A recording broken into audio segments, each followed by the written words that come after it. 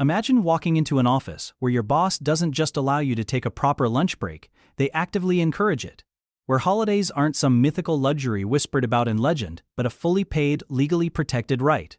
And where asking for flexible hours doesn't make you look like you've committed some unspeakable crime against capitalism. This, dear viewers, is Europe. And Americans, well, let's just say they don't always know how to handle it. Welcome back to my channel. If you're new here, please subscribe, like my video, and turn on notifications so you don't miss our next update. It starts with the simplest things. Take lunch breaks. In the United States, lunch is a 5-minute affair, often eaten at your desk while simultaneously checking emails, replying to Slack messages, and trying to remember the last time you saw sunlight. Meanwhile, in Europe, lunch is sacred. In France, it's not just a meal, it's a ritual. You step away from your desk, enjoy fresh bread, cheese, maybe even a glass of wine, and the world does not end.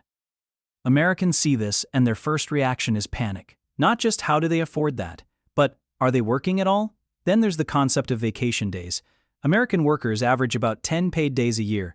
In Europe, countries like Germany, France, and Sweden routinely grant 25 to 30 days on top of public holidays. Imagine the horror when an American colleague learns their European counterpart is off for a month-long summer holiday and still receiving a full paycheck. Some Americans faint. Others go into full-on existential crisis mode, whispering to their neighbors, "How is this even legal?" And let's not forget the infamous work-life balance. In the US, there's a certain pride in working 60, 70, sometimes 80 hours a week, as if suffering is a badge of honor. Europe, however, seems to operate on a radical new principle: work to live, don't live to work. Offices close on time, emails aren't expected to be answered at midnight. Parents can take parental leave, often for months, without fear of losing their jobs. It's almost suspiciously humane. And yes, Americans notice. They panic. They write frantic Reddit posts asking if they've been living in a simulation where everything is backwards. Remote work is another battlefield.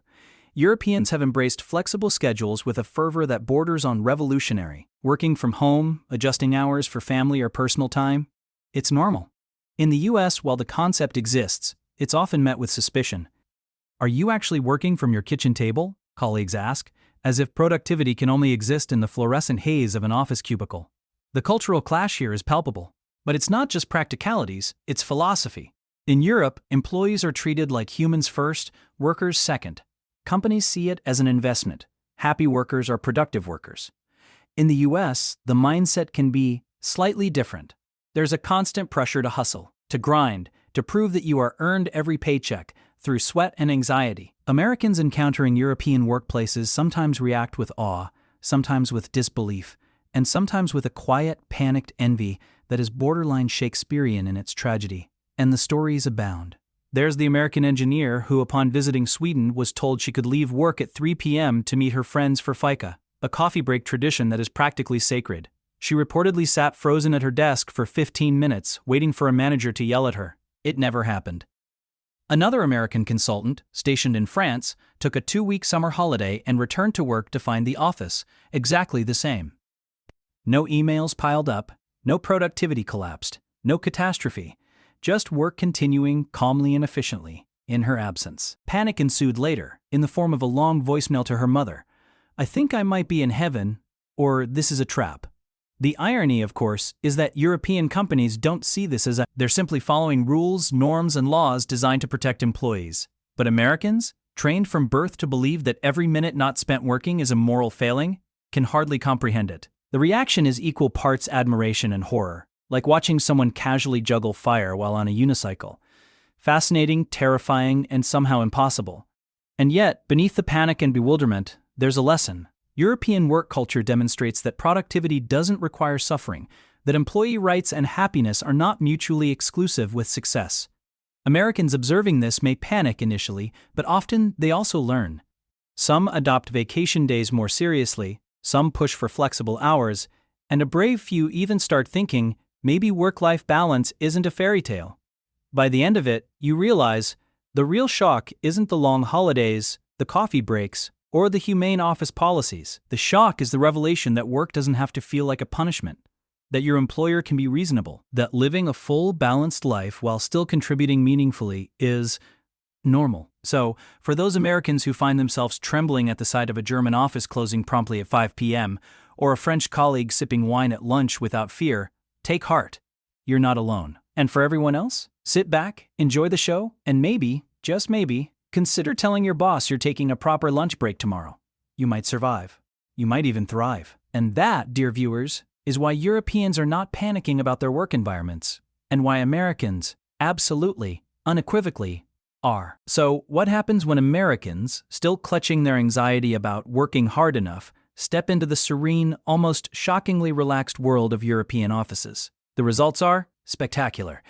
Take meetings, for example. In the US, meetings often feel like high-stakes gladiatorial combat. Agendas are aggressive, interruptions are normal, and everyone is expected to fight tooth and nail for attention.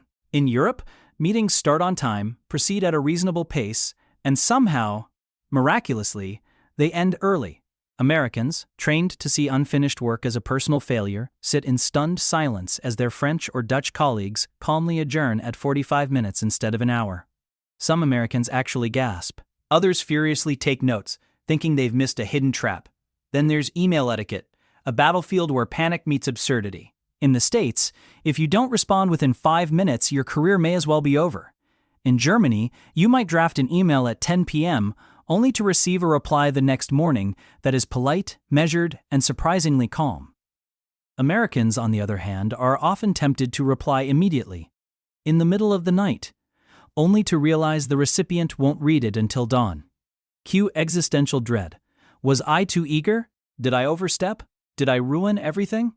Meanwhile, the European simply sips their coffee, unbothered, as if the email had been sent from another dimension. Office perks also spark drama. Free snacks, ergonomic chairs, wellness programs, and even nap rooms. Yes, nap rooms are not uncommon in Europe. An American visitor once stumbled into a Spanish office and found colleagues in the siesta room, quietly napping. Panic ensued. "Is this allowed?" he whispered. "Are they working?" The answer, of course, is yes. And after a short adjustment period, the American discovered the nap room was not a trap nor a sign of laziness. It was productivity in disguise. Even casual Fridays cause a stir. In Europe, casual dress is not a revolutionary act. It's simply normal. Jeans, smart sneakers, and comfortable shirts are acceptable, even encouraged. Americans, on the other hand, sometimes arrive in pinstripes and a tie, expecting to be judged. When they see their colleagues relaxed, sipping espresso, casually chatting about their weekend plans, panic sets in. Are they serious? No one is on edge? No one is checking emails? One of the most amusing stories comes from a team-building exercise in Denmark. The Americans were prepared for grueling team challenges, endless motivational speeches, and trust falls that could double as extreme sports. Instead, they found themselves painting, baking bread, and sharing laughter over a local craft beer. Confusion turned to incredulity. "This is productive?" asked one, eyebrows raised. By the end of the week, they admitted, reluctantly, that their European counterparts had mastered the art of being productive without sacrificing their sanity. Parental leave policies also make Americans clutch their pearls. In Sweden, both mothers and fathers can take months off after a child is born and return to work without fear of judgment or demotion. American visitors often stare, slack-jawed, imagining a world where taking 2 weeks off for paternity leave is considered heroic. Meanwhile, in Europe, it's just Tuesday. The panic is compounded when Americans realize that this isn't a gimmick, it's law. Productivity doesn't collapse, businesses thrive. The world keeps spinning. The cultural shocks don't stop at work, they ripple into social life. In Europe, colleagues can actually be friends. They go for coffee, lunch, and sometimes even drinks after work, without the interaction being viewed as networking or career advancement.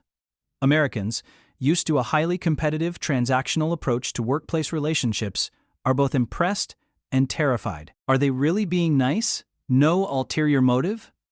Europeans nod, sip their coffee and smile, as if the panic is entirely optional. And the most dramatic revelation? Americans often realize, sometimes midweek, that their idea of hard work may have been slightly overcomplicated, that maybe working fewer hours, taking proper breaks, and actually enjoying life doesn't make you lazy. It makes you sharper, healthier, and surprisingly more productive. Some even return home, determined to bring a little European sanity to their own offices. Others simply go home, weeping quietly at the injustice of it all, clutching their remaining vacation days like precious treasure. Ultimately, the extended part 2 reveals that the real drama isn't about Europe being perfect, It's about Americans confronting a completely different philosophy of work.